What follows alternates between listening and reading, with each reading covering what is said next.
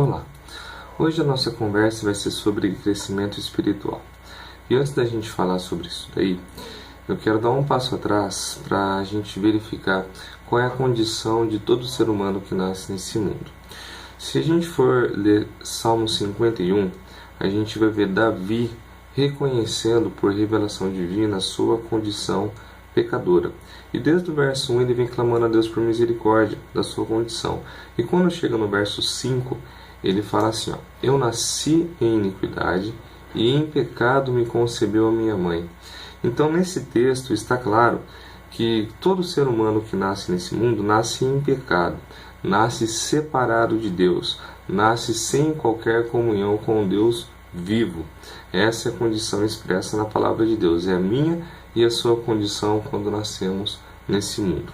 Para que a gente possa ter a comunhão restaurada com Deus, precisamos passar pelo milagre do novo nascimento, que é quando Deus, por meio do seu Espírito Santo, vem vivificar o nosso espírito, que até então está morto. Esse processo se dá quando nós cremos por fé no que Cristo fez por nós na cruz do Calvário. Quando Ele morreu, Ele me levou a morrer com Ele e levou você a morrer junto com Ele, para que a nossa natureza de pecado fosse destruída. E quando ressuscitado, Ele nos ressuscitou junto com Ele, nos dando a vida dele.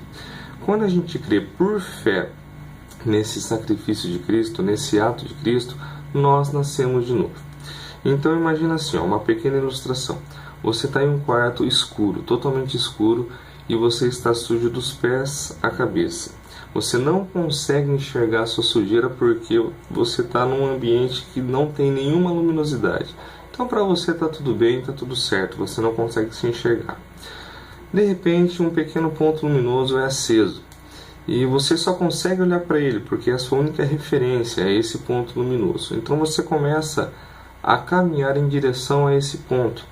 E quanto mais perto desse ponto luminoso você está, mais essa luz vai mostrando como é a sua condição, qual é a sua sujeira. Aí você começa a se enxergar, começa a ver que você está sujo, mas você não via essa sujeira anteriormente. Algo mostrou isso para você, uma luz mostrou para você que você está sujo.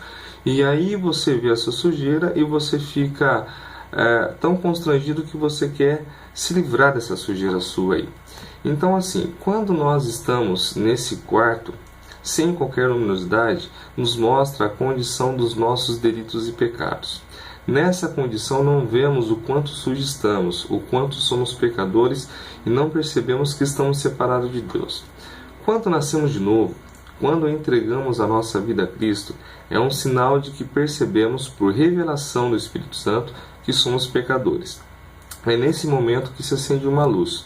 Em Efésios capítulo 2, versículo 1 diz assim, Ele vos deu vida, estando vós mortos em delitos e em pecados. Então nós nascemos em pecado e Ele nos deu vida. A partir desse momento, você e eu temos uma única direção, olhar para essa luz, caminhar em direção a essa luz. Essa luz é Cristo, é o ungido de Deus. Lemos isso em João 1, versículo 9. A saber, a verdadeira luz que vinda ao mundo ilumina a todo homem. Então essa luz é Cristo que revela como eu e você somos.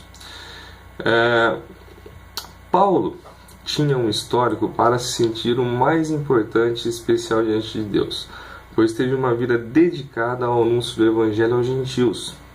Quanto mais ele tinha comunhão com Deus, mais ele via a sua incapacidade, as suas imperfeições, ao ponto de afirmar ser o pior, o principal dos pecadores.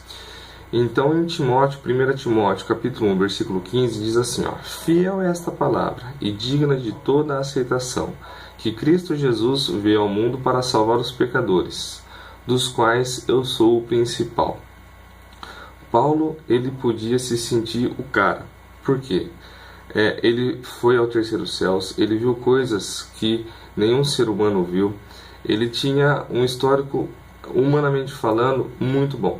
Só que ele se via como o principal dos pecadores.